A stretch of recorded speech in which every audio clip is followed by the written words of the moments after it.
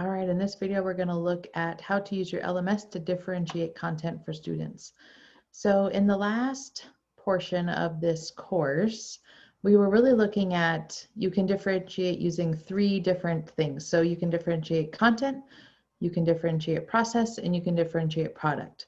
So I want to just touch real briefly on how just one or two ways to do that within Schoology specifically. So like most things, there's probably lots of other ways that you have found to use Schoology to differentiate, but we're just going to focus on a few, and then you'll have the opportunity to share either how you're using these or if you found something unique and different for yourself and your students. So in terms of content, and really process too, but let's look at adding a material. So within any Schoology material content, so let's just look at assignment. At the very bottom of the screen, and in the 101 courses, we briefly touched on this, but we didn't talk a whole lot about this individually assigned. So it's kind of hidden at the very bottom, but there's little three dots, and I can individually assign an assignment or a task or whatever it might be to a certain set of students. So maybe I want Janice, for whatever reason, I want her to get something totally different than everyone else. Or maybe it's not totally different, but maybe whatever I've attached has a slight differentiation with how I want her to engage in the assignment, or the amount of tasks in the assignment, or the directions. Maybe they're just a little bit different.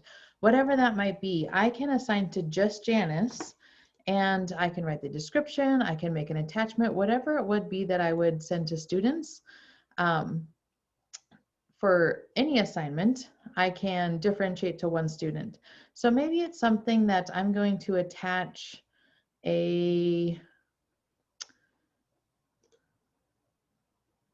let's just go to my OneDrive assignments app. And maybe I have a template, so assignment template. I'm going to pick this one, and I'm going to attach.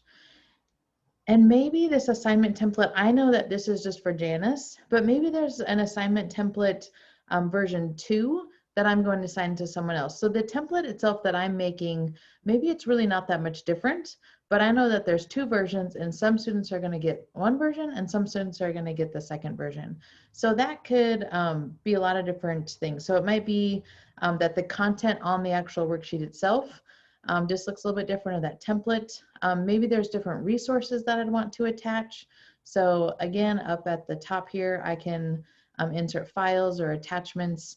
Maybe I want to include maybe the assignment's exactly the same, but I just want to include a couple more resources. Maybe I have some verbal directions that I want to attach for some students. Maybe it's an outside resources that I think would just be great as additional support. Whatever it is, I can just assign to one or more students, but not to the whole class. So let's say I'm just going to assign this. Oops.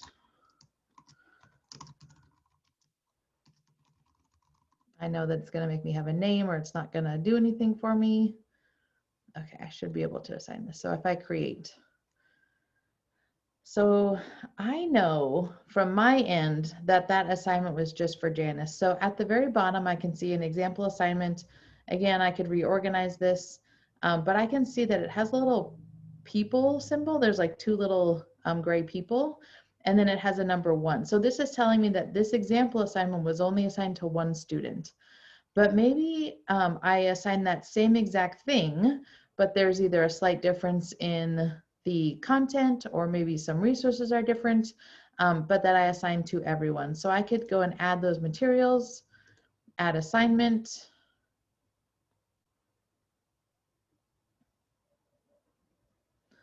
I could even go in, so let's say I actually wanted the template to be the same, but maybe the resources were different.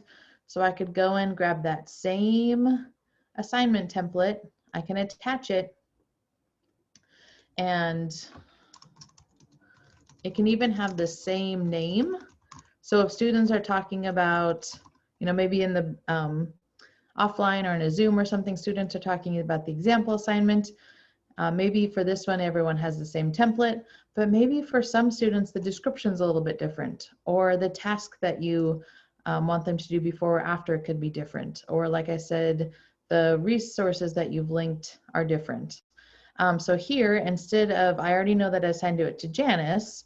So when I assign 2, I could assign this to everyone else. So I could start typing in their names. And if there's, you know, however many other students there are, you could assign it to those students individually, or just I'm all as a group.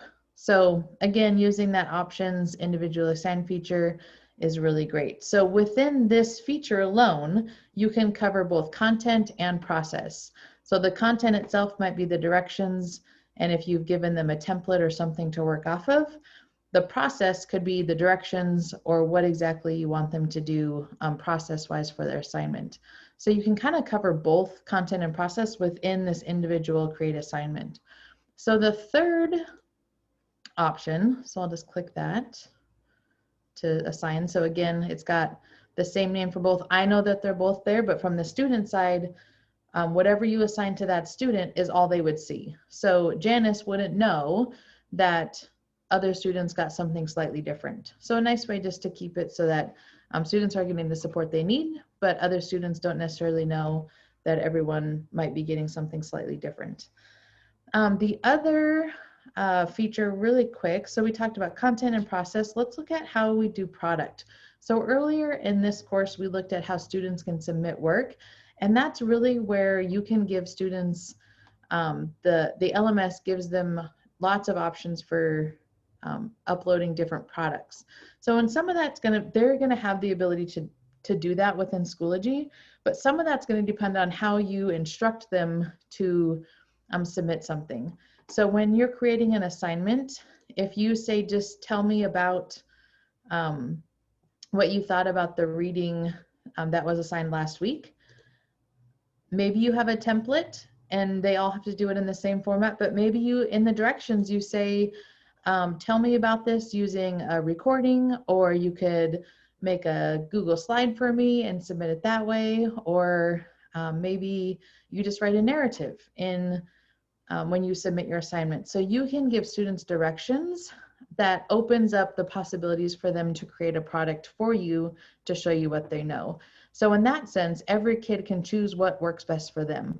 So again, so that could be in your description, or maybe it's in something that you give them, whatever the directions are for them. So you can give them what possibilities, you know, and maybe it's not completely open-ended, but maybe you give them 3 or 4 options and kind of list out what that might look like for them.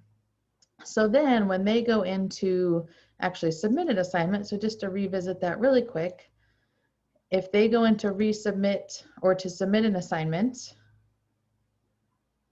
like we looked at earlier in this course, they have a lot of freedom in here to upload different resources or create.